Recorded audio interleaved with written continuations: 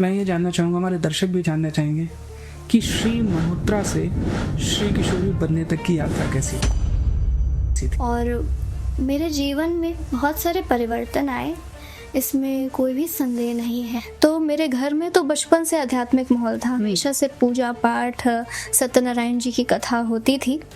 जीवन में हमसे किसी स्तर पे, किसी परिस्थितियों में हमसे कुछ छिन जाता है तो हम लोग भगवान से अपनी बात कहते हैं कि भगवान ऐसा क्यों किया आपने हमारे साथ। जब हमसे हमारे जीवन में कुछ छिन जाता है तो हमें बड़ा बुरा लगता है, लेकिन हमें ये नहीं पता होता कि वो चीज़ हमारे लिए सही थी या नहीं। भौतिक चीज़ें हैं, उनको देख करके लगता है कि हाँ वही बड़ा खुश है, लेकिन हम ये बात कभी जान ही नहीं सकते कि सामने वाले के जीवन में आखिर चल क्या रहा है। अच्छे और बुरे जिस तरीके में भी लोग कोशिश कर रहे हैं, लेकिन आध्यात्मिक तरफ लोग मुड़ रहे हैं just because of social media की वो दिखाने का बहुत प्रयत्न करते हैं। कई लोग होते हैं जो ये कहते हैं कि ये हमारे लड्डू गोपाल हमारे पुत्र हैं, हमारे भाई हैं, लेकिन अगर आप ये चाह रहे हैं कि हम ये कर रहे हैं और लोग हमको देखें, लोग हमको बोलें, तो ये गलत है। नमस्कार दोस्तों, स्वागत है आपका वायरल अल्फाज के एक और एपिसोड में। मेरा नाम है विराट दीक्षित। आज की जो हमारी अतिथि हैं उनकी उम्र मात्र 14 साल है। आप और हम सोच रहे होंगे कि 14 साल की उम्र में हम और आप क्या कर रहे थे। ये एक कथावाचिका हैं, ये एक भजन गायिका है, ये एक समाज सेविका है। इन्होंने अपनी टीम के साथ मिलकर अपने फाउंडेशन के द्वारा कई मजबूर गरीब लोगों की मदद करी है। तो मैं स्वागत करना चाहूंगा आप सबके प्रेम के साथ मेरी छोटी बहन श्री किशोरी का। स्वागत है आपका हमारे मंच के ऊपर। सबसे पहले मैं चाहूंगा कि इस पॉडकास्ट की शुरुआत हमें गीता के श्लोक से करें। सभी दर्शकों को जय श्री कृष्ण, राधे राधे। श्रीमद् भगवद गीता का एक श्लोक, प्रहलादश्चास्मि दैत्यानां कालः कलयतामहं मृगाणं च मृगेन्द्रोऽहं वैनते यक्ष पक्षिणाम। जो दैत्यों में प्रहलाद है, जो समय यानी काल है, जो पशुओं में सिंह और पक्षियों में गरुड़ है, ऐसे भगवान श्री कृष्ण को हम बारंबार प्रणाम करते हैं, उनका स्मरण करते हैं और एक बार दोनों हाथ उठाकर बोलेंगे जय श्री कृष्ण, जय श्री कृष्ण, जय जय श्री राधे। जय जय श्री राधे। तो मैं ये जानना चाहूंगा कि 14 वर्ष की आपकी आयु है, आपकी आध्यात्म की यात्रा कैसे शुरू हुई, कैसी रही ये पूरी यात्रा? आपका जो प्रश्न है कि ये जो मेरी अध्यात्म की यात्रा है, ये मेरे लिए कभी यात्रा थी ही नहीं और ना ही है। बस भगवान ने जैसा मार्गदर्शन किया, मैं बस भगवान के दिखाए मार्ग पर चलती गई और आज मैं आपके सामने हूँ। ईश्वर की कृपा से बहुत सारी अच्छी चीज़ें हुई और बस मैं प्रार्थना करती हूँ कि ऐसे ही आप जैसे प्यारे प्यारे लोगों का साथ बना रहे तो हम और आगे बढ़ेंगे और अच्छे काम करेंगे। तो मेरी ये जो अध्यात्म की यात्रा है, तो मेरे घर में तो बचपन से आध्यात्मिक माहौल था, हमेशा से पूजा पाठ, सत्यनारायण जी की कथा होती थी। लेकिन एक मोड़ आया जीवन का जब भगवान ने अपनी तरफ हमको और बुलाया, मन में और भक्ति का प्राकट्य हुआ। तो सब ईश्वर की ही कृपा है और कोई यात्रा नहीं है, ये अब मेरा जीवन ही बन चुका है। आप विद्यालय भी जाती होंगी, तो विद्यालय में और इस भक्ति को आप किस प्रकार से संतुलित करती हैं? क्योंकि विद्यालय जाना भी, पढ़ना भी और ये भक्ति की यात्रा ही, तो संतुलन किस प्रकार से आप बैठाते हो? एक्चुअली बहुत इजी है। बहुत सारे लोग मुझसे पूछते हैं कि मैं ये कैसे करती हूँ। तो मुझे लगता है कि अगर आपकी लाइफ में बैलेंस है, अगर एक रूटीन है, तो सब कुछ पॉसिबल है। कोई भी नॉर्मल बच्चा स्कूल जाता है तो फिर ये वापस आकर के वो थोड़ा टाइम खेलता है, टीवी देखता है, मोबाइल चलाता है। तो अगर उस समय को कट ऑफ करके आप किसी अच्छे काम में अपना दे रहे हो समय, तो आप वो अपनी लाइफ को इजीली बैलेंस कर सकते हो। तो इट्स ऑल अबाउट बैलेंस कि हम अपने लाइफ को क्या प्रायोरिटी दे रहे हैं, हम अपने समय को कैसे बांट रहे हैं। तो अगर हमारी लाइफ में बैलेंस है तो हर चीज़ पॉसिबल है। और विद्यालय का भी साथ रहता है आपके साथ? हाँ, एक्चुअली इसमें मैं बहुत ब्लेस्ड हूँ कि मेरा जो स्कूल का मैनेजमेंट है, चाहे वो मेरे डायरेक्टर सर हों, चाहे वो मेरी प्रिंसिपल मैम हो, मेरे टीचर्स हों, मेरे फ्रेंड्स हों, सब बहुत सपोर्टिव हैं। ओके। जी। और आपके दोस्त कैसे हैं? मेरे दो ही इस यात्रा में साथ में रहते हैं विद्यालय में या किसी प्रकार से? मेरे दोस्त एक्चुअली बहुत कम हैं, लेकिन जितने हैं बहुत अच्छे हैं और बहुत सपोर्टिव हैं। तो वो हर बार मेरा साथ देते हैं और वो भी आध्यात्मिक हैं। दिनचर्या किस प्रकार से रहती है? किस प्रकार से दिन शुरू होता है? किस प्रकार से सारी चीज़ें? दिनचर्या मेरी रहती है सुबह ब्रह्म मुहूर्त में उठना और फिर ईश्वर की सेवा करना, उनकी आरती, मंगला, उनका स्नान आदि करना, इत्र सेवा करना, चंदन सेवा करना। फिर स्कूल का टाइम हो जाता है तो स्कूल जाती हूँ और फिर वापस आने के बाद कुछ देर रेस्ट किया, फिर सेवा के कार्य होते हैं, उनको करने के लिए जाना होता है। फिर शूट्स होते हैं, तो ऐसे ही दिन कब बीत जाता है पता नहीं चलता है और दिनचर्या बदलती रहती है क्योंकि कहीं जाना होता है, कोई प्रोग्राम है, कोई सेशन है, कोई कथा है, तो अचानक से पता चलता है कि कल यहाँ जाना है, परसों वहाँ जाना है, तो ऐसे चेंजेस भी आते रहते हैं। और कभी बीच में एग्जाम्स भी लग गए थे? एग्ज़ाम्स के टाइम पर हम ध्यान देते हैं कि ऐसा कोई प्रोग्राम ना हो, तो एग्ज़ाम के टाइम पर एग्ज़ाम को ही प्रायोरिटी दी जाती है। अच्छा, गीता की कौन सी ऐसी नीति है जो आपके दिल के सबसे करीब है? गीता का एक श्लोक है, 5वें अध्याय का 10वां श्लोक है, ब्रह्मण्यदाय कर्माणि संगम त्यक्त्वा करोति यः लिप्यते न स पापेन पद्म पत्रमिवाम्भसा। ये गीता का एक श्लोक मुझे बहुत अच्छा लगता है। इसका ये अर्थ है कि भगवान हमें ये सिखाते हैं कि मनुष्य को अपने जीवन में एक कमल के पुष्प की भांति होना चाहिए। कमल कैसा होता है, कहाँ पर उगता है, वो कहाँ पर पनपता है, कीचड़। तो वो कीचड़ में है, लेकिन उसकी पत्तियां हमेशा आपको, उसकी पंखुड़ियां हमेशा आपको साफ दिखेंगी। वो हमेशा उससे उठा हुआ होता है, वो कभी आपको गंदा नहीं दिखेगा। तो वैसे ही हमें अपने जीवन में रहना चाहिए कि फर्क नहीं पड़ता कि हमारे आसपास कैसे लोग हैं, लेकिन हमें अपने आप को इतना बेहतर, इतना ऊंचा बनाकर रखना चाहिए कि हमारे आसपास जो चीज़ें बुरी हो रही हैं तो हम उससे इम्पैक्ट ना हो, हम अपना सत्कर्म करते रहें, हम अपने जीवन को अच्छे तरीके से जिएं। मैं तो चाहूँगा कि इसी प्रकार से सभी लोगों का एक मार्गदर्शन हो। बाकी जैसे हम लोगों ने बहुत लोगों के मुंह से सुना है कि जो हुआ था वो अच्छा हुआ था, जो हुआ है वो अच्छा है और जो होगा वो अच्छा होगा। तो आपका इस पे किस प्रकार से सोचना है कि कर्म के आधार पे ये सारी बातें हो रही हैं या एक सारी चीज़ें पहले से निर्धारित हैं?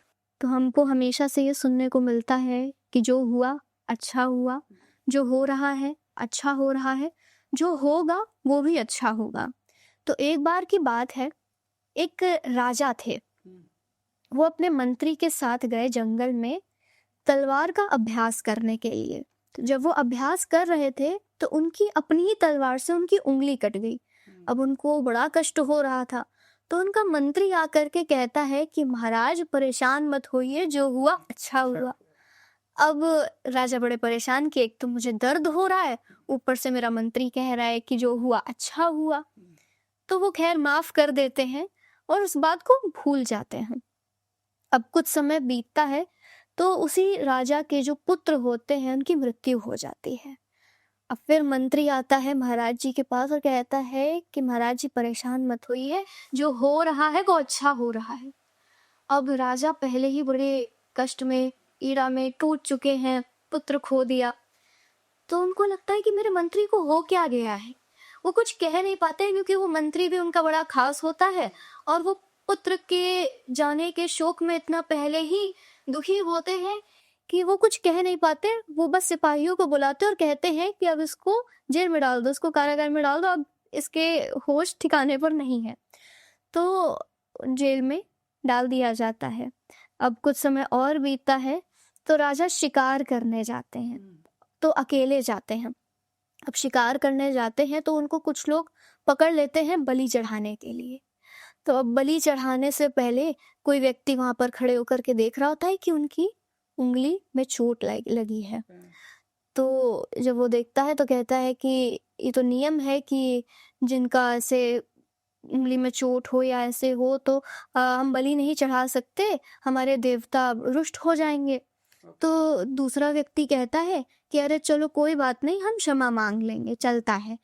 तब तीसरा व्यक्ति पूछता है कि इनसे पूछ लो कि इनकी कोई संतान है कि इनके मृत्यु के बाद इनके लिए दिया जलाया जा सके, इनका पिंडदान किया जा सके। तो जब राजा से ये पूछा जाता है तो राजा कहते हैं कि अभी कुछ ही समय पहले मेरा पुत्र नहीं रहा। तो अब ऐसा होता है कि इनकी बलि चढ़ाना ना चढ़ाना एक ही समान है, तो उनको छोड़ दिया जाता है कि आप रहने दीजिए, हम आपकी बलि नहीं चढ़ाएंगे। तो आप वो वापस आते हैं अपने राज्य में और अपने सिंहासन पे बैठते हैं और सोच रहे होते हैं अपनी मंत्री की बात को। मेरा मंत्री हमेशा मुझसे कहता था कि जो हुआ अच्छा हुआ, जो हो रहा है अच्छा हो रहा है, और जो होगा महाराज वो भी अच्छा ही होगा। तो देखा जाए तो जब मेरी उंगली कटी तो मेरी उससे एक बार रक्षा हुई, मेरा पुत्र चला गया तो उससे भी मेरी रक्षा हुई। तो वो मंत्री को बुलाते हैं और सब कुछ बताते हैं कि क्या हुआ। तो मंत्री कहता है कि देखिए महाराज, हमने तो आपसे बोला था कि जो होता है अच्छे के लिए होता है, लेकिन आप मेरी बात मानते नहीं थे। तो राजा कहते हैं ठीक है, मैं तुम्हारी बात को मान चुका हूँ, लेकिन मैंने तुम्हें जेल में डाल दिया, ये तो मैंने गलत किया। तो मंत्री कहता है कि नहीं महाराज, ये तो आपने सबसे अच्छी चीज कर दी। कैसे? मैं आपका मंत्री, मैं हर वक्त आपके साथ रहता हूँ। आप शिकार करने गए थे, मैं भी आपके साथ जाता। आपकी बलि चढ़ाने के लिए आपको पकड़ लिया गया, लेकिन आपकी बलि चढ़ाई नहीं जा सकी, लेकिन मेरी बलि तो चढ़ाई जा सकती थी ना। मुझे कहीं चोट लगी थी और मेरा पुत्र भी जीवित है। तो आपकी बलि ना आ जाती तो मेरी बलि चली जाती। तो जो होता है अच्छे के लिए होता है, जो हो रहा है अच्छे के लिए हो रहा है, और जो होगा वो अच्छे के लिए होगा। ऐसा हमें भगवान पर विश्वास रखना चाहिए। और क्यों नहीं होगा अच्छा, जब अभी तक ईश्वर की कृपा से सब कुछ अच्छा होता आया है, तो निश्चित रूप से आगे भी अच्छा ही हो। तो हम कह सकते हैं कि हमें कुछ चीज़ें भगवान पे छोड़ देनी चाहिए, मतलब भगवान अपने तरीके से जो करेंगे वो अच्छा ही करेंगे। बिल्कुल। अच्छा, मैंने देखा है कि दो समान जॉब के लोग या दो समान नेतृत्व के लोग या दो समान समाज में वो एक साथ दौड़ रहे हैं, लेकिन कुछ को सफलता पहले मिल जाती है, कुछ को सफलता बाद में मिलती है। तो ऐसा क्यों होता है? जो कि कर्म दोनों ही समान कर रहे हैं, सब कुछ वो समान कर रहे हैं, लेकिन किसी पे भगवान शायद खुश हैं तो उसको पहले सफलता मिल जाती है, किसी को नहीं मिलती। ऐसा नहीं होता, भगवान हमेशा हमारा भला ही चाहते हैं।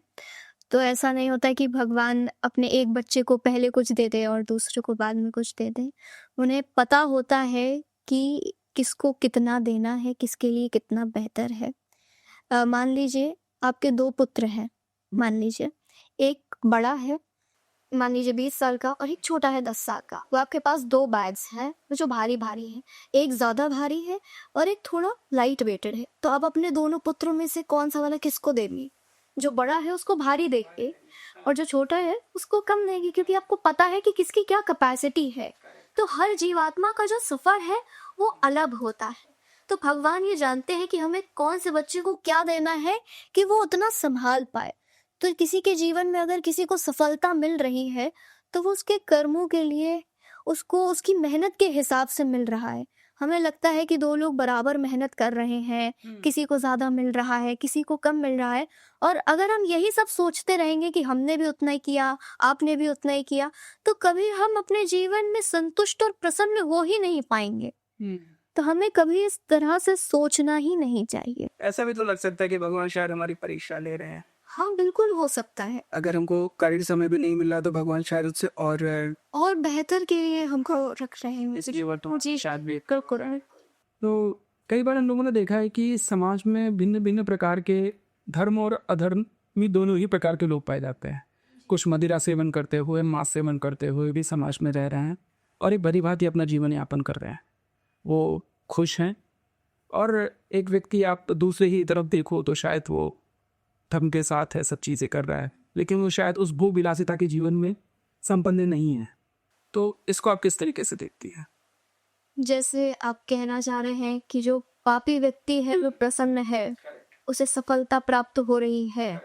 जो मनुष्य अच्छा है उसके जीवन में खुशियाँ नहीं हैं। तो हमें ऐसा लगता है कि सामने वाला अच्छा व्यक्ति नहीं है, लेकिन उसके जीवन में सारी सुख सुविधाएं हैं। हम सबका भला चाहते हैं, हम सबका अच्छा करते हैं, और हमारे जीवन में बहुत दुख है। तो लोगों को ये बड़ा गलत लगता है मेरे हिसाब से। हम लोगों की सफलता का अनुमान कैसे लगाते हैं बताइए?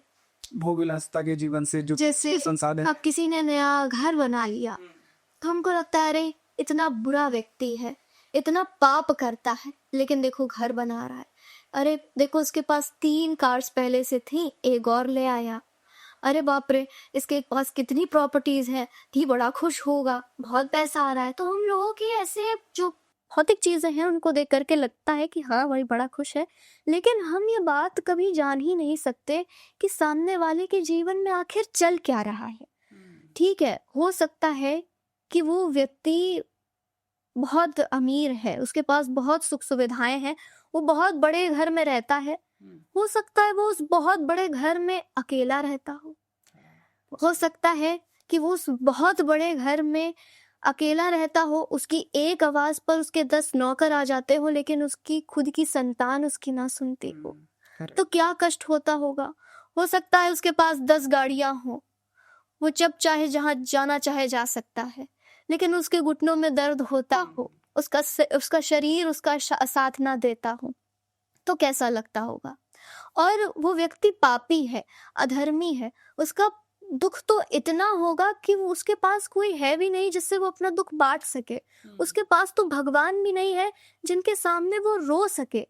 तो एक अच्छे व्यक्ति के पास भगवान तो होते हैं जो उनको अपने सामने अपनी फीलिंग्स बता सकता है, भगवान के सामने रो सकता है। तो भगवान का साथ तो उस अच्छे व्यक्ति के साथ होता है। तो हमें ऐसे समझना चाहिए कि हम कभी जान ही नहीं सकते कि सामने वाले के जीवन में क्या चल रहा है, तो हम ऐसे कभी दूसरों के लिए अनुमान नहीं लगा सकते। नहीं, ये बात तो बिल्कुल सही है, क्योंकि समाज में हम लोगों ने क्राइटेरिया बना लिया अपना दूर से कि ये व्यक्ति अच्छे कपड़े पहने हुए अच्छी गाड़ी से चल रहा है तो इसका मतलब ये प्रसन्न मुद्रा में होगा। लेकिन शाम को 2 रोटी खा के सोने वाला, विदाउट टेंशन सोने वाला व्यक्ति, जो जिसके पास ये सुख सुविधाएं नहीं है, वो उससे ज्यादा प्रसन्न है। आप उससे पूछिए जाके कि उसके जीवन में क्या बड़ा लगता है कि वो बड़े नरम गद्दे पर सो रहा है, अब तो उसको नींद ना आती। यहाँ हम सुख से सो तो रहे हैं। तो ऐसा होता है। अच्छा, बहुत सारे लोग पेट पालते हैं, मैंने देखा कि भाई pet lovers are in the market, और उन्हें लगता है कि ये डॉग जो है उनका बच्चा है। बट वही उन्हीं में से कुछ लोगों को शाम को मांसाहार सेवन करते हुए देखा जाता है। तो ये हिपोक्रेट लोगों के बारे में आपका क्या कहना है कि उन्होंने घर पे तो लगा रखा है पेट लवर कि हम पेट लवर हैं, बट शाम को आप मांसाहार सेवन करते हो, वो उसमें पेट में नहीं आता, वो जानवर में नहीं आता। तो इससे आपका क्या मानना है कि इस तरीके के लोगों को क्या संदेश देना चाहेंगी? नहीं, जो चीज़ गलत है तो गलत है, हम ऐसा नहीं कर सकते, क्योंकि चाहे जो भी जीव हो उसका भी परिवार है, उसको भी कष्ट होता है। और मेरे हिसाब से तो आप अगर अपने टेस्ट के लिए किसी जीव की हत्या कर रहे हैं, उसे खा रहे हैं, तो इससे बड़ा पाप और कुछ हो नहीं सकता है। तो ऐसे लोगों के लिए संदेश यही है कि प्रयास करें कि हम धीरे धीरे ही छोड़ सकें, लेकिन छोड़ें इस बुरी आदत को और सात्विक भोजन ग्रहण करें, क्योंकि भगवान श्री कृष्ण ने गीता में भी कहा है कि हमें हमेशा सात्विक भोजन खाना चाहिए। आयु सत्व बलारोग्य सुख प्रीति विवर्धना, हमें हमेशा सात्विक भोजन करना चाहिए, क्योंकि सात्विक भोजन अगर हम करेंगे तो हमारे विचार सात्विक होंगे, हमारे आसपास हमारे अंदर पॉजिटिविटी का जो हमारा जो ऑरा है वो पॉजिटिव होगा, हमारे पॉजिटिव थॉट्स आएंगे। और अगर हम ऐसी चीज़ें खाएंगे, भक्ष्य पदार्थों का सेवन करेंगे, तो हमारे जो थॉट्स हैं वो और नेगेटिव होंगे, हम और बुरा सोचेंगे। तो ये एक इम्पैक्ट पड़ता है हमारे भोजन से। तो हमें प्रयास करना चाहिए कि हम बिल्कुल भी ऐसा बुरा भोजन या किसी जीव की हत्या करके ना खाएं। ज़्यादा से ज़्यादा हम भगवान का जो भोग लगता है हम उसको ही जितना ग्रहण करेंगे तो हमारा मन, हमारी आत्मा और पवित्र होगी। करेक्ट। अच्छा, हम लोगों ने देखा है कि हम भिन्न भिन्न संसाधनों से घिरे हुए हैं। तो ये मोह माया क्या है? लोग कहते हैं ना मोह माया में फंसे हुए हो, तो ये मोह माया क्या है जिससे हम सभी लोग कहीं ना कहीं घिरे हुए हैं? मोह माया में घिरा होना कोई बुरी बात नहीं है, अगर वो हमारे ऊपर हावी हो जाए वो बुरी बात है। मोह माया की जो भूमिका है हमारे जीवन में वो बहुत आवश्यक है। अब इसका सबसे अच्छा उदाहरण है भगवान श्री कृष्ण और अर्जुन। अर्जुन जब युद्ध भूमि में खड़े होते हैं, वो कहते हैं भगवान से कि मैं युद्ध नहीं कर पाऊंगा, मैं अपनों को नहीं मार पाऊंगा। तो भगवान कहते हैं कुतस्त्वा कश्मिलम मिदम विस्मय समुपस्थितम मनारजुष्टम स्वर्गम कीर्ति कर्म अर्जुना, ये तुम कैसी कायरों जैसी बातें कर रहे हो? अगर तुम युद्ध भूमि में तुमने अपने प्राणों को त्याग दिया तो एक वीर की भांति तुम्हारी मृत्यु होगी। भाग जाओगे तो कायर कहलाओगे। तो भगवान ये नहीं कहते कि तुम हाँ मोह माया को छोड़ करके चले जाओ। भगवान कहते हैं तुम्हें राजा बनना है आगे जा करके, तुम्हें अपना सब कुछ संभालना है राजपाट, तो तुम जाओ युद्ध करो। तो हमें अपने जीवन में मोह माया को इतना हावी होने देना चाहिए कि हम अपना कर्तव्य कर सके, अपने कर्तव्य का पालन कर सके। उतनी मोह माया है तो बहुत अच्छा है, उससे ज्यादा है, बहुत ज्यादा अटैचमेंट है, तो वहां पर गलत हो जाता है। लोगों को लगता है कि अगर हमें आध्यात्मिक होना है तो हमें मोह माया को त्यागना होगा, लेकिन ऐसा नहीं होता है। मुझे ऐसा लगता है कि जो मोह माया में रह करके भजन कर रहा है, भगवान उससे ज्यादा प्रसन्न होते हैं। अगर हम सब कुछ त्याग करके सिर्फ हरि भजन कर रहे हैं तो भगवान को लगेगा ठीक है, इसमें कौन सी बड़ी बात है, सब काम छोड़कर मेरा ही तो भजन कर रहा है। लेकिन अगर हमारे ऊपर 10 चीजों का बोझ होगा, रिस्पॉन्सिबिलिटीज होंगी, और उस बीच में से हम समय निकाल करके भगवान का एक बार नाम भी ले लेंगे तो भगवान ज्यादा प्रसन्न होंगे। महाभारत की बात हुई, अब उस महाभारत में कृष्णा के रोल को कैसे देखती है? क्योंकि कृष्ण ने तो उस महाभारत में भिन्न भिन्न रूप में अपने आप को पाया एक समय में। वो तो भगवान है, उन्हीं के द्वारा सब अर्चित है, सब उनका दिखा हुआ है। लेकिन प्रथम दिन से लेके 18वें दिन तक जो युद्ध हुआ उसके बीच में उन्होंने शस्त्र नहीं उठाऊंगा से लेके लास्ट में दुर्योधन के जो जंगा के नीचे वार किया गया, इसमें आप कृष्ण के रोल को कैसे देखते? महाभारत ही क्या, बल्कि भगवान श्री कृष्ण ने जितनी भी लीलाएं करी, विष्णु जी के श्री कृष्ण अवतार ने हमें एक चीज सिखाई कि हमें अपने आप को परिस्थिति के अनुसार कैसे बदलना चाहिए। भगवान ने प्रतिज्ञा ली और फिर प्रतिज्ञा को तोड़ा भी। प्रबल प्रेम के पाले पड़कर प्रभु को नियम बदलते देखा, अपना मान टले टल जाए पर भक्त का मान ना टलते देखा। तो भगवान ने प्रतिज्ञा ली तो समय आने पर उसको तोड़ा भी। भगवान शांति का प्रस्ताव भी लेकर के गए, और जब वो नहीं माने तो उन्होंने युद्ध में छल भी किया। तो भगवान ने हमें हर चीज सिखाई कि हमें अपने जीवन की कौन सी सिचुएशन को कैसे हैंडल करना है, हमें अपने मन को कैसे नियंत्रण में लाना है। हमें जब परिस्थिति हमें ना समझ आ रही हो तो भगवान ने ये सिखाया कि जब परिस्थिति हमारे कंट्रोल में ना हो तो अपनी मन की स्थिति को बदल लो, सब कुछ आसान हो जाएगा। तो भगवान श्री कृष्ण के हर एक मोमेंट से, हर एक लीला से हमें ये सीख मिलती है कि हमें कब क्या कैसे करना चाहिए, हमें धर्म की रक्षा कैसे करनी चाहिए, हमें अपनों की रक्षा कैसे करनी चाहिए, हमें अधर्म के खिलाफ कैसे खड़ा होना चाहिए। अच्छा, भगवान मतलब कृष्ण से कि अपने आप को शांत कैसे रखा जा सकता है? क्योंकि उन्होंने पूरी महाभारत में अपने आप को शांत रखा। भीष्म, द्रोण, कर्ण से इतने बड़े बड़े योद्धा थे, अर्जुन के सामने उन्हें युद्ध करवाया किस प्रकार से, तो अपने आप को शांत किस प्रकार से रखा जा सकता है? ये तो मुझे प्रश्न ही लग रहा है कि कैसा है, क्योंकि भगवान श्री कृष्ण कभी शांत रहे नहीं। भगवान श्री कृष्ण ने कभी हमको शांत और स्थिर रहना सिखाया ही नहीं। अभी मैंने बोला कि भगवान श्री कृष्ण ने हमें सिखाया कि हमें अपने आप को परिस्थिति के अनुसार कैसे बदलना है। तो हमें भगवान श्री कृष्ण ये सिखाते हैं कि जब हमको जैसा होना हो वैसे अपने आप को बदल लें। तो भगवान श्री कृष्ण तो छलिया है, माखन चोर है, अपने भक्तों के लिए रणछोड़ है, गिरिराज धरण है, बंसी बजैया है, रास रचाने वाले हैं।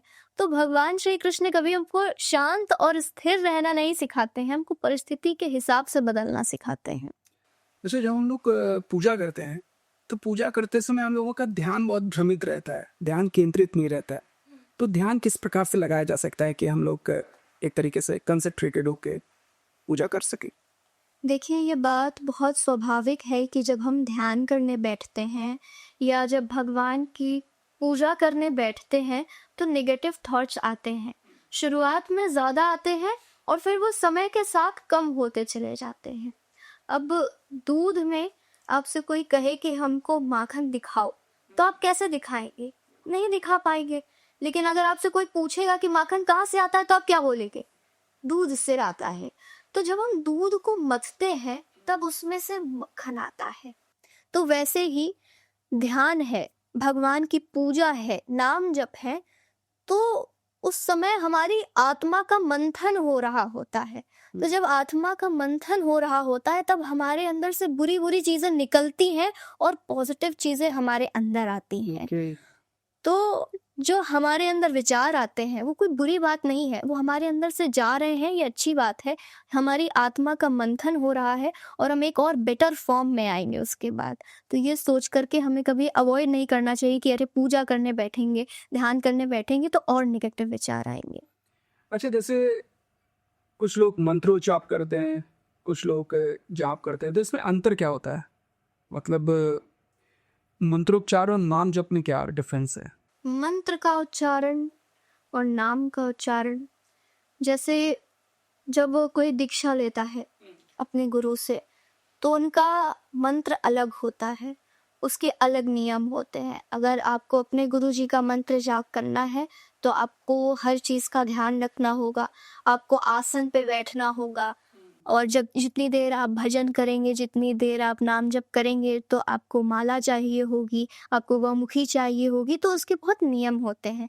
लेकिन जो नाम जप होता है वो आप सदैव कर सकते हैं।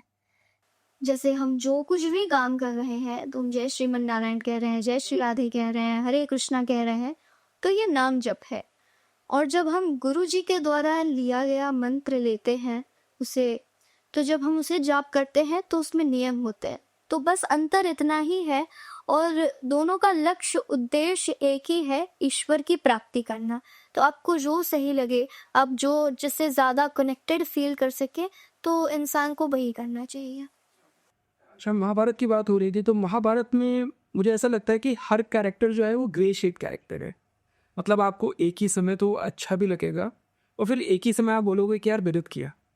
तो इस पूरी महाभारत में आप किसी भी पक्ष को उठा के देख लो, आपको कैरेक्टर ग्रे शेड कैरेक्टर लगेगा कि एक टाइम पे आपको लगेगा कि इसके साथ गलत हुआ, दूसरे टाइम वो कैरेक्टर गलत कर रहा होगा। तो आप इस पूरी महाभारत में कैसे देखती है कि मतलब आज के दौर में, आज के दौर के रिश्तों को महाभारत के दौर के रिश्तों में कहीं ना कहीं तुलनात्मक आपको एक जैसा ही मिलेगा कि आज के दौर में भी ये सारी चीज़ें हो रही हैं कि अपनों को घर परिवार में लड़ाइयाँ हो जाती है, उस दौर में भी होती थी। तो किस प्रकार से आप देखती है कि महाभारत रेप्लिका है कलयुग का? मेरे ख्याल से अब कलयुग जो है ये और बुरा समय है, क्योंकि मैंने एक बहुत अच्छी बात सुनी थी कि सतयुग में देवता और दानव दोनों अलग अलग लोकों में रहते थे। फिर आया त्रेता युग जिसमें देवता और दानव एक ही लोक में रहते थे, जैसे भगवान श्री राम और रावण। फिर आया द्वापर युग जब अच्छा और बुरा, दैत्य और देव एक ही परिवार में रहते थे, जैसे भगवान श्री कृष्ण और उनके मामा कंस। अब ये जो समय है कलयुग, इसमें देवता और दानव, अच्छाई और बुराई दोनों एक ही इंसान में है। तो अच्छाई भी हमारे अंदर है, बुराई भी हमारे अंदर है। अब ये हमारे हाथ में है, हम पर निर्भर करता है कि हम किसको ज़्यादा निखारते हैं। हम जिसका ज़्यादा साथ देंगे, जिसकी ज़्यादा सुनेंगे, वही और निखरता चला जाएगा। तो जो महाभारत का समय था वो अलग था, ये जो कलयुग का समय है ये अलग है। अच्छा, बहुत सारे लोग गुरु करते हैं आज के दौर में, तो गुरु करते समय हमें किन किन बातों का ध्यान रखना चाहिए कि एक गुरु के अंदर आप, क्योंकि आज के दौर में बहुत सारी अलग अलग चीज़ें भी देखते हैं, तो गुरु करते समय किन बातों का ध्यान, क्या क्या चीज़ें देखनी चाहिए गुरु में? एक गुरु बनाने से पहले कहा जाता है कि हमें गुरु की परीक्षा लेनी चाहिए। गुरु बनाने से पहले, बाद में आप देखिए कि नहीं, ऐसे समझिए कि गुरु शब्द का क्या अर्थ होता है, जो हमें अंधकार से प्रकाश की ओर लेकर के जाए। तो गुरु बनाने से पहले हमें ये देखना चाहिए कि क्या ये व्यक्ति स्वयं ईश्वर से जुड़ा है या नहीं। अगर जुड़ा है तो आपको उन्हें अपना गुरु बनाना चाहिए। गुरु वो होता है जो हमें बुराई से अच्छाई की ओर लेकर के जाए। तो अगर आपको कोई ऐसा व्यक्ति आपके जीवन में मिलता है जो आपको ईश्वर से जोड़ रहा है, आपको ऐसे व्यक्ति को अपना गुरु बनाना चाहिए। और हमारे जीवन में एक गुरु होना बहुत आवश्यक है। गुरु के बिना हमारा जीवन अधूरा होता है। तो हर व्यक्ति को अपने जीवन में एक गुरु अवश्य बनाना चाहिए और फिर वो जैसा आपको बताए वैसा करना चाहिए, फिर उनको क्वेश्चन नहीं करना चाहिए। तो हमारे जीवन में गुरु की बहुत महिमा होती है। भगवान विष्णु के 24 अवतार हुए, उसमें से एक थे दत्तात्रेय जी। उन्होंने 24 गुरु बनाए, और 24 गुरु भी कैसे? आकाश, वायु, अग्नि, मकड़ी, अजगर, ऐसे 24 गुरु उन्होंने बनाए। वो सब कुछ देखते थे, सभी जीवों की क्रियाओं को देखते थे, जिससे जो सीखने को मिलता था वो उसे अपना गुरु बना लेते थे। तो ऐसा नहीं है कि हमें अपने जीवन में एक ही गुरु बनाना चाहिए। आपको जिससे जो भी सीख मिले, चाहे वो आपसे छोटा हो, चाहे वो आपसे बड़ा हो। हमें ऐसा लगता है कि अरे ये तो इतने बूढ़े हैं, ये हमें क्या सिखाएंगे, ये हमारे कैसे गुरु बनेंगे। लोगों के अंदर ये अभिमान होता है कि अरे हमारा कौन गुरु बन सकता है, क्या हमारे कोई दिमाग नहीं है कि हम अपने हिसाब से चल नहीं सके। ऐसा नहीं होना चाहिए। अगर आपको किसी से भी सीख मिल रही है, कोई भी अगर आपको अच्छी बात बता रहा है, आपसे वो छोटा हो ये भी मायने नहीं रखता, लेकिन जहाँ से आपको अच्छी चीज़ मिल रही है, जो व्यक्ति आपको ईश्वर से जोड़ रहा है, वो व्यक्ति आपका गुरु बन सकता है। तो गुरु होना बहुत आवश्यक है। आप एक नहीं अनेक गुरु बनाइए। अच्छा, आज के दौर में हमने देखा है कि लोग ठाकुर जी को डोलची में लेके हर एक जगह दर्शन करते हैं। आप देख लो कि गाड़ी में जा रहे हैं तो लेके जा रहे हैं, कहीं पे किसी कैंटीन में जा रहे हैं वो लेके जा रहे हैं। तो आप इस प्रक्रिया को किस हद तक, किस तरीके से देखती हो? क्या ये सही है या ये गलत है? कई लोग होते हैं जो ये कहते हैं कि ये हमारे लड्डू गोपाल, हमारे पुत्र हैं, हमारे भाई हैं। ये बहुत अच्छी बात है। हमें अपने आप को भगवान को एक संबंध में ज़रूर जोड़ना चाहिए, लेकिन हमें ये बात बोलनी नहीं चाहिए कि वो भगवान है। हमें उनकी पवित्रता का ध्यान रखना चाहिए। तो मेरे हिसाब से, मेरी नज़रों में ये गलत है कि हम जा रहे हैं किसी रेस्टोरेंट में खाना खाने के लिए, हम जिस टेबल पे खा रहे हैं वहीं पर साइड में अपने लड्डू गोपाल जी को बैठा दिया, तो मुझे ये गलत लगता है। आप अगर किसी काम से जा रहे हैं, आप अगर अपने परिवार के साथ कहीं जा रहे हैं, तो आप एक स्थान में, मंदिर में उनको आराम से बैठा दीजिए।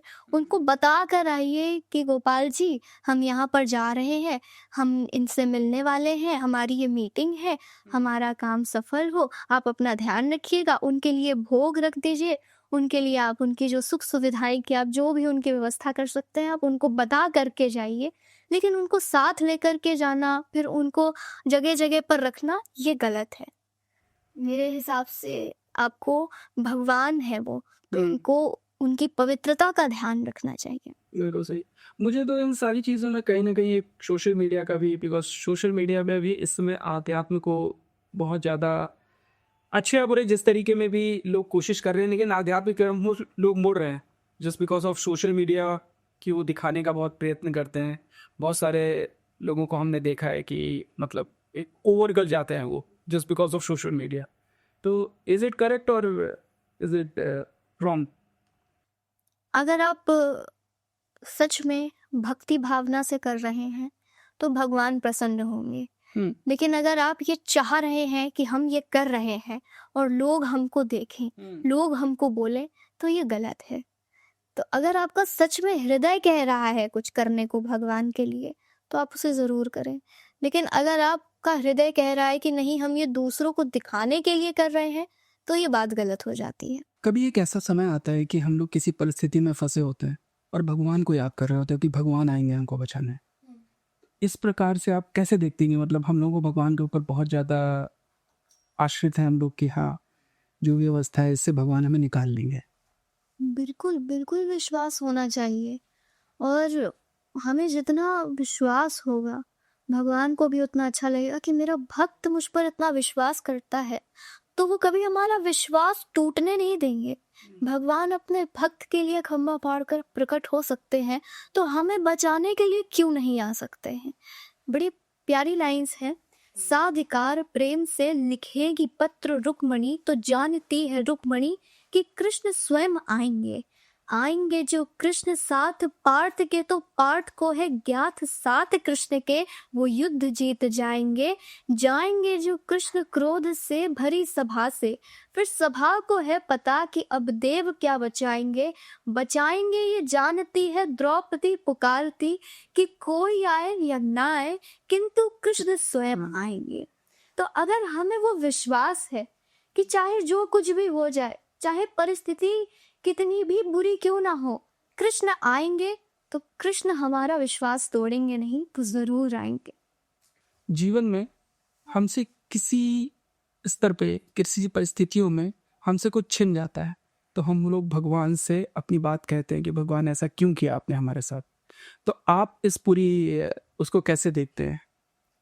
जब हमसे हमारे जीवन में कुछ छिन जाता है तो हमें बड़ा बुरा लगता है, लेकिन हमें ये नहीं पता होता कि वो चीज़ हमारे लिए सही थी या नहीं। हमें उस समय लग रहा होता है कि हाँ ये हमें बहुत प्यारी थी, वही हमसे चली गई, तो हम भगवान से लड़ने लगते हैं। लेकिन हो सकता है वो चीज़, वो वस्तु, वो मनुष्य अभी भी हमारे जीवन में होता, तो हो सकता है कि उसका परिणाम और बुरा होता। एक कहानी है बड़ी प्यारी सी, मैं आपको सुनाती कि एक बार की बात है, एक केकड़ा समुद्र के तट पर चल रहा होता है, रेत पर। तो जब वो चल रहा होता है तो उसके पैरों के निशान बन रहे होते हैं, और वो बार बार पीछे मुड़कर देखता कि इसके पैरों के निशान बन रहे हैं, तो वो बड़ा खुश हो जाता। फिर 2 कदम चलता, फिर पीछे मुड़ करके देखता। ऐसे चलते चलते उसने खूब सारे निशान बना लिए थे, लेकिन फिर एक बड़ी सी समुद्र की लहर आई और सारे निशान मिट गए। अब केकड़ा बड़ा क्रोध में, और वो समुद्र से लड़ रहा है कि मुझे तो लगा कि तुम मेरे दोस्त हो, मेरे मित्र हो, लेकिन तुमसे मेरी खुशी नहीं देखी गई। मैं कितना खुश हो रहा था अपने पैरों के निशान को देख करके, लेकिन तुमने तो मेरी सारी मेहनत बर्बाद कर दी।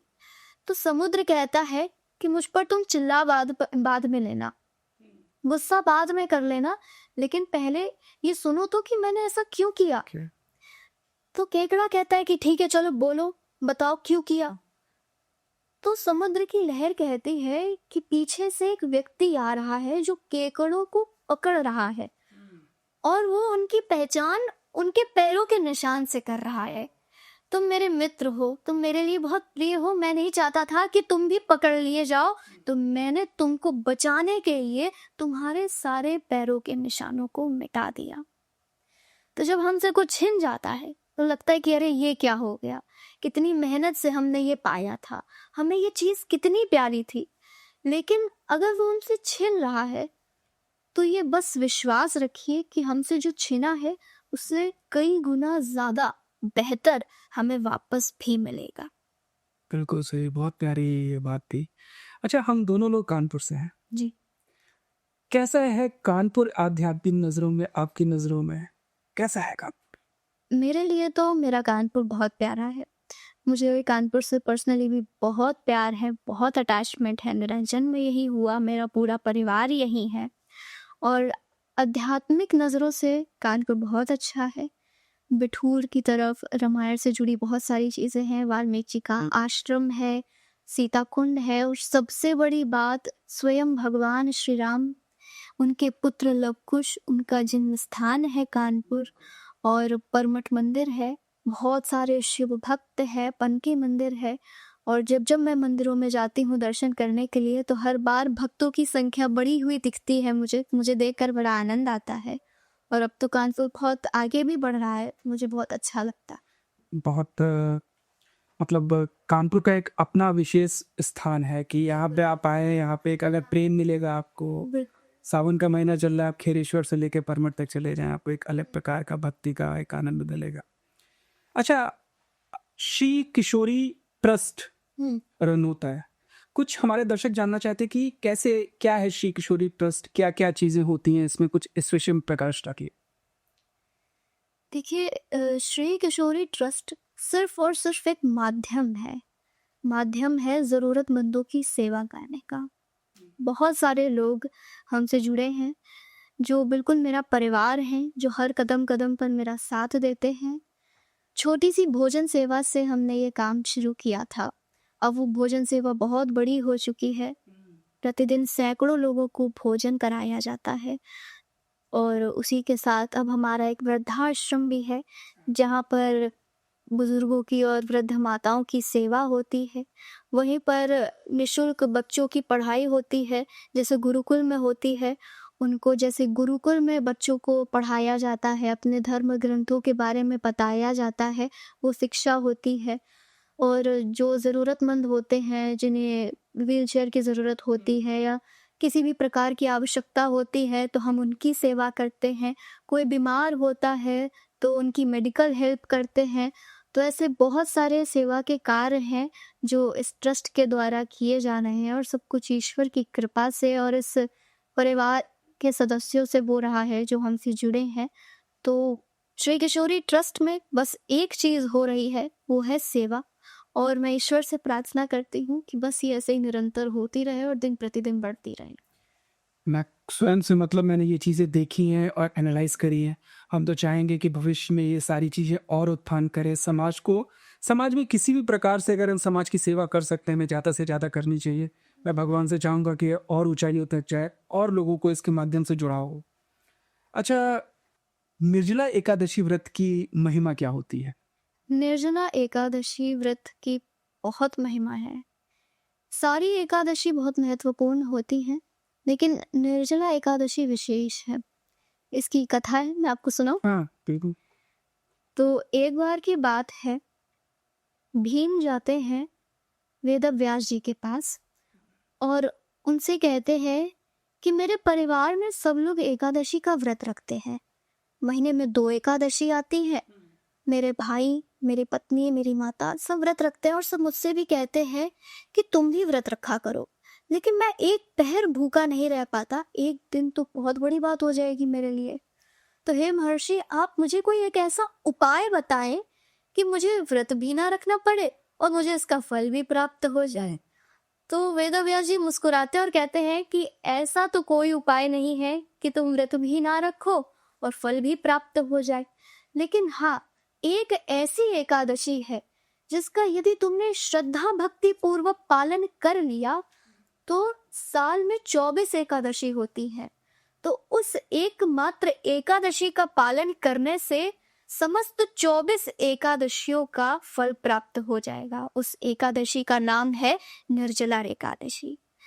तो भीमसेन कहते हैं कि अरे वह तो बहुत ही अच्छी बात हो गई, साल में एक बार निर्जला एकादशी का व्रत रखना और सभी एकादशी हमको उनका फल प्राप्त हो जाएगा। तो फिर जब निर्जला एकादशी का पावन पर्व आता है तो वो भीम उसका बहुत श्रद्धा भक्ति पूर्वक पालन करते हैं, और फिर जब वो इस व्रत का पालन करते हैं तो इस एकादशी का नाम भीमसेनी एकादशी भी पड़ जाता है। ओके। तो निर्जला एकादशी का नाम भीमसेनी एकादशी भी है क्योंकि भीमसेन ने इस व्रत का पालन किया था। अच्छा, मैं ये जानना चाहूँगा, हमारे दर्शक भी जानना चाहेंगे कि श्री मल्होत्रा से श्री किशोरी बनने तक की यात्रा कैसी थी? कैसे बनी श्री मल्होत्रा श्री किशोरी? श्री मल्होत्रा अभी भी श्री मल्होत्रा है और मेरे जीवन में बहुत सारे परिवर्तन आए, इसमें कोई भी संदेह नहीं है।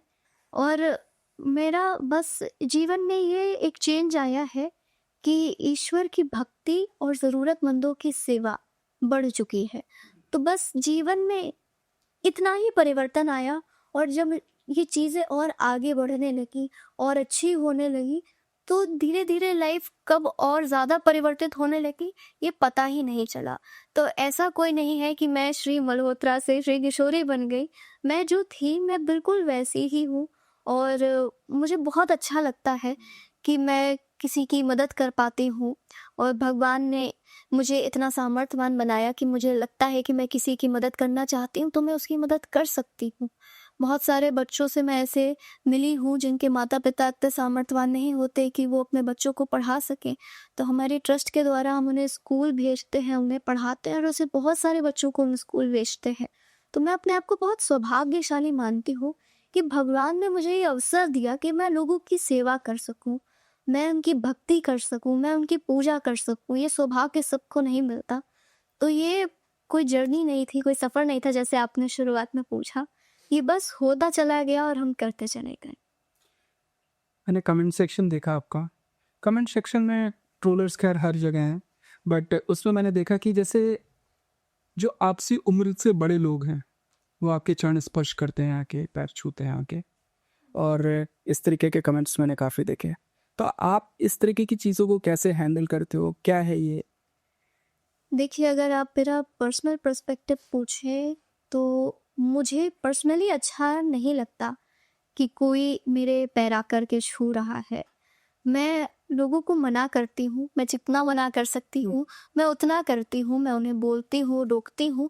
लेकिन फिर अक्सर ये होता है कि मुझे ये सामने से सुनने को मिलता है कि नहीं नहीं, आप तो कन्या है और हमारे यहाँ कन्या के चरण छुए जाते हैं।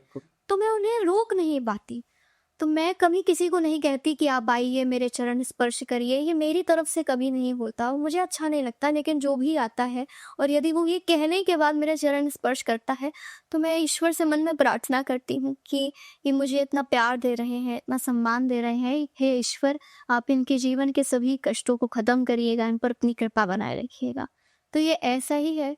और जो बोलने वाले लोग हैं वो इस बात को कभी समझ ही नहीं सकते क्योंकि उनका काम है बोलना। तो मुझे उससे उतना फ़र्क नहीं पड़ता। और जब मैं देखती हूँ कि लोग मुझे इतना प्यार दे रहे हैं तब मुझे लगता है कि जो भी है सब अच्छा है, सब ईश्वर की कृपा है। तो मेरा मानना ये है कि मैं एक रथ हूँ। जैसे जब भगवान की कोई पालकी निकलती है तो सब लोग रथ पर भगवान को विराजमान करवाते हैं और फिर जब वो पालकी निकलती है, जब वो रथ निकलता है तो सब लोग रथ के आगे झुकते हैं, भगवान को ही प्रणाम कर रहे होते हैं। तो मुझे लगता है कि मैं वो भगवान का रथ हूँ, मैं भगवान की सेवक हूँ, उनकी दास हूँ। तो जो भी लोग मुझे प्रणाम कर रहे हैं, मुझे सम्मान दे रहे हैं, वो दरअसल मुझे नहीं कर रहे हैं, वो भगवान को ही कर रहे हैं। तो मुझे ऐसा लगता है कि उनका जो भी प्यार है, जो भी सम्मान है, वो भगवान को ही जा रहा है और भगवान की कृपा से ही मुझे मिल रहा है। ओके। अच्छा, घर में अभी भी मम्मी पापा से डांट पड़ती है क्या? हाँ, घर में पड़ती है। मुझे तो अभी तक पड़ती है। मुझे भी पड़ती। जब भी मैं कुछ गलत करती हूँ या कोई भी गलती हो जाती है तो मेरे माता पिता मुझे समझाते हैं, मुझे बताते हैं कि क्या सही है, क्या गलत है। और मैं सच में बहुत सौभाग्यशाली हूँ कि मुझे ऐसे माता पिता प्राप्त हुए जो मेरा इतना साथ देते हैं, जो मेरी हर बात को मानते हैं, मेरी हर इच्छा को पूरा करते हैं, मुझे समझते हैं।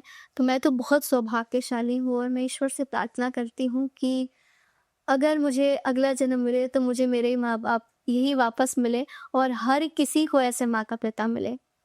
तो मुझे तो बहुत अच्छा लगता है। और वो डांटते भी हैं तो मुझे पता है कि वो गुस्सा नहीं कर रहे होते, मुझे समझा ही रहे होते। मैं तो मिला हूँ और मैं ऐसे देखता हूँ इस चीज़ को कि अगर आपका बच्चा कोई चीज़ करना चाहता है, गॉड ब्लेस्ड है वो, तो उन चीज़ों को अगर वो किसी भी प्रकार से मदद कर सकते हैं, वो किसी भी प्रकार से उसकी सहायता कर सकते हैं, वो किसी भी प्रकार से उसका माध्यम बन सकते हैं, तो and they are very supportive and you are blessed कि हाँ, गृहस्थ लोग जो होते हैं वो शायद समय पे पूजा नहीं कर पाते, भगवान से उस प्रकार का अटैचमेंट नहीं रख पाते जैसे सन्यासी लोग रखते हैं। तो क्या, सबसे पहले तो क्या अंतर होता है सन्यासी और गृहस्थ लोगों में जो भी वो पूजा अर्चना करते हैं? आप इस पूरे प्रकरण किस प्रकार से देखते हैं कि मतलब कनेक्टिविटी कैसी है गृहस्थ लोगों में और सन्यासी में? देखिए, भगवान श्री कृष्ण से अर्जुन ये प्रश्न पूछते हैं कि आपको आपके कौन से भक्त अति प्रिय हैं। तो वो तो बताते हैं कि वो भक्त मुझे बहुत अच्छे लगते हैं जो मुझे हर वक्त याद करते रहते हैं, जो मेरे सगुण रूप की उपासना करते हैं। और जैसा आपका प्रश्न है, तो जब बात भक्ति की आती है तो हमें लगता है कि हम भगवान को समय नहीं दे पा रहे हैं या कहीं हमारी पूजा में कोई भूल तो नहीं हो रही है। तो हमें इस बात से कभी परेशान नहीं होना चाहिए क्योंकि श्रीमद् भागवत महापुराण में 9 प्रकार की भक्ति का प्रमाण मिलता है। भक्ति 1 नहीं, 2 नहीं, 3 नहीं, 9 प्रकार की होती है। श्रवणम कीर्तनम विष्णु स्मरणम पाद सेवनम अर्चनम वंदनम दास्यम सख्यम आत्मनिवेदनम। श्रवण करना, श्रवणम कीर्तनम विष्णु। अगर हम अपने खाली समय में कहीं बैठे हैं या मान लीजिए ड्राइव कर रहे हैं और हमें लग रहा है कि आज हम पूजा नहीं कर पाएंगे, तो हम ऐसे ही घर से निकल आए। तो ड्राइव करते समय अगर हम भगवान का भजन गा रहे हैं, उनका भजन सुन रहे हैं, उनकी कोई कथा लगा करके चलते चले जा रहे हैं, तो ये भी भक्ति है। भगवान इसमें भी प्रसन्न है। श्रवण करने में अगर हम उनकी कोई बात सुन रहे हैं, उसको अपने जीवन में ला रहे हैं, तो भगवान बहुत प्रसन्न हो जाते हैं। श्रवणम कीर्तनम विष्णु, कीर्तन करने से भगवान बहुत प्रसन्न होते हैं। जैसे हमने कहा कि अगर हम कुछ भी काम कर रहे हैं और भजन गुनगुना रहे हैं, कीर्तन कर रहे हैं, हरे कृष्णा कर रहे हैं, तो ये भी भक्ति है। भगवान इसमें भी प्रसन्न है। श्रवणम कीर्तनम विष्णु स्मरणम पाद सेवनम, स्मरण कर रहे हैं। अगर हम कुछ नहीं कर रहे हैं, ऐसे ही बैठे हैं और मन में भगवान को याद कर रहे हैं, तो ये भी भगवान की भक्ति है। अब चौथा प्रकार आता है पाद सेवन। पाद सेवन का क्या अर्थ होता है कि भगवान के चरणों की सेवा करना। तो यदि हम सुबह उठ करके अपने काम को करने से पहले या बाहर जाने से पहले अगर सिर्फ भगवान के चरण स्पर्श भी कर रहे हैं, उनको चंदन लगा रहे हैं, तो भगवान इसमें भी प्रसन्न है। और यदि आपके पास इतना भी समय नहीं है कि आप उनके चरणों की सेवा कर सके, तो हम सबके घर में हमारे बड़े हैं, माता पिता हैं, यदि आप उनके चरण स्पर्श करके भी बाहर जाते हैं, तो भगवान उसमें भी प्रसन्न है, क्योंकि माता पिता भी भगवान का ही स्वरूप होते हैं। तो पाद सेवन, अर्चन, भगवान की पूजा करना, भगवान के सख्य बन करके उनके साथ रहना, जैसे अर्जुन थे, भगवान के दास बन करके उनकी सेवा करना, तो ये सब नवदा भक्ति है। और जो नवदा भक्ति का जो अंतिम भक्ति का पड़ाव है, वो है आत्मनिवेदन। अब आत्मनिवेदन एक तरीके से देखा जाए तो वो सबसे सरल भी है और सबसे कठिन भी है। कैसे? अब आत्मनिवेदन का अर्थ क्या होता है कि अपने आप को ईश्वर को समर्पित कर देना, कि अब मेरा मुझ में कुछ भी नहीं है, अब सब प्रभु आपका है। लेकिन ये कहना आसान होता है और करना मुश्किल होता है। मारुति में भी कहते हैं तेरा तुझको अर्पण क्या लागे मेरा। लेकिन मंदिर से जैसे ही बाहर आते हैं तो हमारा ये होता है स्टेटमेंट कि हमारी कार कहाँ पार्क है, हमारा ये कहाँ रखा है, हमारा वो कहाँ रखा है, मैं अपने घर जा रहा हूँ। फिर वो मैं, हम, हमारा आ जाता है। लेकिन जब ये मैं, हम, हमारा ये अहम भाव चला जाएगा, तो इसका ये अर्थ होगा कि हमने अब अपने आप को ईश्वर को समर्पित कर दिया। और भगवान भी हमारा मार्गदर्शन तभी करते हैं जब हम प्रभु को बोलते हैं कि प्रभु अब हम आपके हो चुके हैं, अब आप हमको बताइए कि क्या करना है। यहाँ तक कि जब अर्जुन ने भगवान श्री कृष्ण से कहा था कि कार्पण्य दोषोपहत स्वभाव पृच्छामि त्वाम धर्म सम्मूढ़ था, कि अब भगवान, अब मेरी बुद्धि काम नहीं कर रही है, मैं आपका दास हूँ, मैं अब वो ही करूँगा जो आप कहेंगे। तब भगवान ने गीता का उपदेश देना शुरू किया था। तो जब हम अपने आप को ईश्वर को समर्पित कर देंगे, तब भगवान अपने आप ही हमें बहुत बेहतर इंसान बना देंगे और हमें बेहतर उपलब्धियों तक पहुंचा देंगे। और यही एक कारण है कि भगवान श्री कृष्ण ने अर्जुन को ही गीता का उपदेश दिया। अब आपसे मैं एक प्रश्न पूछती हूँ कि आपको ऐसा क्यों लगता है कि भगवान श्री कृष्ण ने अर्जुन को ही गीता का उपदेश दिया? पहली चीज़ तो ये कि जब द्रोणाचार्य ने भी शिक्षा दी थी तो उस समय वो अर्जुन को ही उन्होंने ब्रह्मास्त्र की, अश्वत्थामा भी उसी बराबर थे, कर्ण भी आया था लेकिन उसको शिक्षा नहीं दी थी, परंतु अर्जुन को उन्होंने शिक्षा दी, ब्रह्मास्त्र की शिक्षा दी और उनका भी सबसे प्रिय था। उसके पश्चात आप अगर उस विद्याओं में भी देखेंगे शस्त्र चलाने की, तो अर्जुन ही सबसे ज़्यादा कैपेबल थे। भीम को क्रोध बहुत आता था, युधिष्ठिर भी, अगर युधिष्ठिर को भी मैं मतलब अगर द्रौपदी का सम्मान, जुए की लत ना होती तो ये सब नहीं होता, नकुल सहदेव को। तो मैं अल्टीमेटली मतलब उन पांचों में अर्जुन को ही सर्वश्रेष्ठ मानता हूँ। द्रौपदी का स्वयंवर भी हुआ था तो अर्जुन ही उसमें, कर्ण के बाद। तो अर्जुन को इसलिए दी थी क्योंकि अर्जुन ही सर्वश्रेष्ठ थे उन पांचों में। ऐसा नहीं है कि सर्वश्रेष्ठ थे, सर्वश्रेष्ठ वो थे, उनके अंदर बहुत गुण थे, वो बहुत अच्छे थे। लेकिन इसका कारण ये है कि अर्जुन के अंदर नवधा भक्ति थी, यही कारण था। क्योंकि वो श्रवण भी करते थे, उनको सुनते भी थे, उनका अर्चन भी करते थे, वंदन भी करते थे, वो उनके सखा भी थे, वो उनके दास भी थे, और फिर उन्होंने अंत में बोल दिया था कि प्रभु हम आपके हो चुके हैं। तो अर्जुन के अंदर नवदा भक्ति थी, जिसका कारण भगवान ने उन्हें गीता का उपदेश दिया। नकुल सहदेव के अंदर नवदा भक्ति नहीं थी, युधिष्ठिर के अंदर नवदा भक्ति नहीं थी, भीम के अंदर नवदा भक्ति नहीं थी। तो ये कारण है कि अर्जुन भगवान के इतने प्रिय थे। और जब आपने ये प्रश्न पूछा कि भगवान के जो गृहस्थ और सन्यासी भक्त हैं उनमें क्या अंतर है, भगवान किनको ज़्यादा प्रायोरिटी दे रहे हैं, तो ऐसा नहीं है कि भगवान अपने सन्यासी भक्तों को ज़्यादा प्रायोरिटी देते हैं ये सोच करके कि ये तो सब कुछ छोड़ करके आए हैं, इन्होंने ज़्यादा सैक्रिफाइसेस किए हैं, तो ऐसा नहीं है। भगवान को सच बताऊं तो अपने गृहस्थ भक्त सन्यासियों से अधिक प्रिय हैं। एक कहानी है, वो आप सुनेंगे तो आपको समझ आ जाएगा कैसे। सुनो। बिल्कुल बिल्कुल। एक बार की बात है, नारद जी को अभिमान हो जाता है। क्या अभिमान? कि मैं भगवान का सबसे बड़ा भक्त हूँ, मैं उठते बैठते उन्हीं का ही नाम लेता रहता हूँ। नारद जी क्या कहते हैं? नारायण नारायण। तो उनको यह अभिमान हो जाता है कि मुझसे बड़ा भक्त तो इस संसार में 3 लोक 14 भुवन में हो ही नहीं सकता है। और वो बड़ा अपना सीना चौड़ा करके भगवान के पास जाते हैं, विष्णु जी के पास जाते हैं और कहते हैं कि प्रभु आप तो मुझसे बहुत प्रेम करते होंगे क्योंकि मैं आपका सबसे बड़ा भक्त हूँ। अब भगवान जब ये बात सुनते हैं वो समझ जाते हैं कि इनके अंदर अभिमान प्रवेश कर चुका है। तो भगवान कहते हैं कि हाँ नारद, तुम तो मेरे बहुत प्यारे भक्त हो। तो नारद जी कहते हैं कि अरे प्रभु, मुझे तो पता था, मुझसे बड़ा भक्त कोई हो ही नहीं सकता है।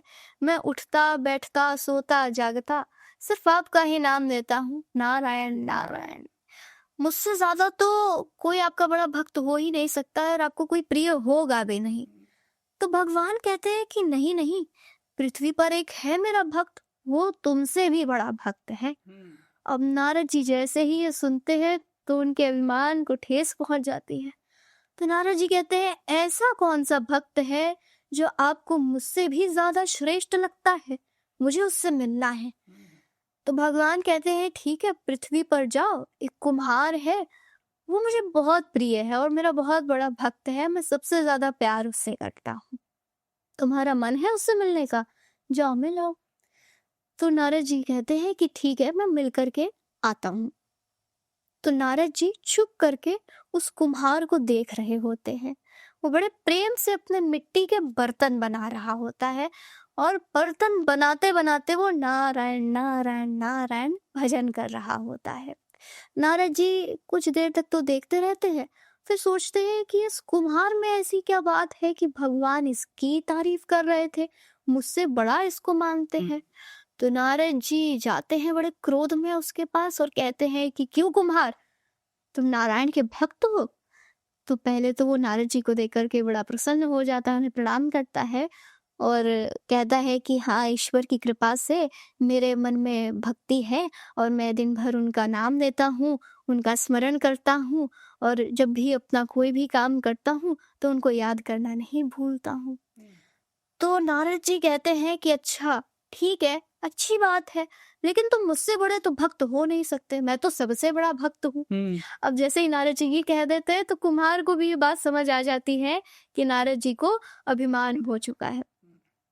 तो कुम्हार सोचता है कि अब नारद जी को समझाते हैं।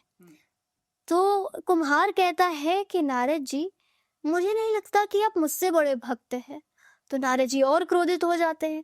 नारद जी कहते हैं कि ऐसा मैं तुमको क्या करके दिखाऊं जिससे तुम ये मान जाओ कि मैं तुमसे भी बड़ा भक्त हूँ। तो कुम्हार कहता है कि नारद बाबा, ये देखिए, ये अभी मैंने घड़ा बनाया है, इसमें पानी भर के रखा है, तो आपको क्या करना है कि आपको यहाँ से लेकर के यहाँ तक इस घड़े को अपने सर पर रखना है, उसमें पूरा ऊपर तक पानी भरा है। आप अगर घड़े को अपने सर पर उठा करके यहाँ से लेकर के वहां तक चलेगा और एक भी बूंद जल की नहीं गिरी तो आप सबसे बड़े भक्त हैं, और यदि एक बूंद भी छलक गई तो भगवान का इस संसार में मैं सबसे बड़ा भक्त हुआ। नारद जी कहते इतनी छोटी सी बात, हम्म, लाओ अपना मटका। तो नारद जी बड़े ध्यान से उसको उठाते हैं, उसमें पानी रखा होता है, पूरा ऊपर तक भरा होता है, उसको सर पर रखते हैं और बड़ा कदम फूंक फूंक के चल रहे होते हैं कि भाई सम्मान की बात है। तो वो बहुत ध्यान से चल रहे होते हैं और पूरा ध्यान रखते हैं कि उसमें से एक भी बूंद ना गिरे, और जहां तक कुम्हार ने बताया होता है कि आपको यहाँ पर आकर के रुकना है, वो जाते हैं, घड़े को रखते हैं और कहते हैं कि चलो अब तो मान गए। नहीं गिरी एक भी बूंद। कौन है संसार का सबसे बड़ा भक्त? तो कुम्हार मुस्कुराता है और कहता है कि नारद बाबा, मैं मान गया कि आप सबसे बड़े भक्त हैं, लेकिन आप ये बात बताइए कि जितनी देर आप भगवान का स्मरण करते हैं तो वो तो आप पूरा ही दिन करते हैं। तो नारद जी कहते हैं हाँ, मैं तो पूरा दिन करता हूँ भगवान का स्मरण, ऐसा कोई क्षण नहीं होता जिस समय मैं भगवान को ना याद कर रहा हूँ। तो कुम्हार कहता है कि जितनी देर आप मटका इधर से उठा करके उधर रख रहे थे, उतनी देर में आपने श्रीमन नारायण नारायण नहीं कहा। तो नारद जी जैसे ही ये कुमार की बात सुनते हैं, उनको अपनी भूल का एहसास हो जाता है। वो कुम्हार को बहुत आशीर्वाद देते हैं और फिर जाते हैं विष्णु जी के पास और इस बार चरणों में लेट जाते हैं और खूब क्षमा मांगते हैं। विष्णु जी कहते हैं कि अच्छी बात है नारद, तुम्हें अपनी भूल का एहसास हुआ, जाओ भजन करो और प्रसन्न रहो।